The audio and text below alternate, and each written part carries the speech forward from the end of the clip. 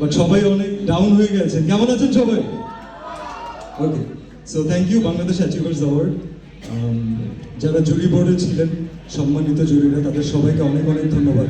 আমরা প্রত্যেকটা কাজ চেষ্টা করি 100% অনেস্টি নিয়ে করতে।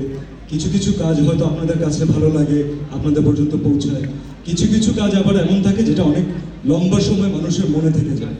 তো আমি যতজন প্যারেন্টসের সাথে কথা বলেছি, যতজন যারা সন্তানকে নিয়ে আসলেই কনসার্ন এমন মানুষজনের সাথে কথা বলেছি, তাদের প্রত্যেকের কাছে আমি শুনেছি যে জঙ্গলি হয়তো তাদের সাথে একটু লম্বা সময় থেকে যাবে।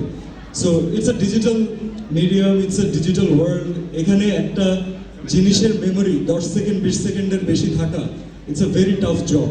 So I am very much grateful to you all, to all the audiences, to all the jury members, to all the directors, to all the members of our Jongli team, যে তারা আসলে এই কাজটাকে এত স্পেশাল করে তুলেছেন।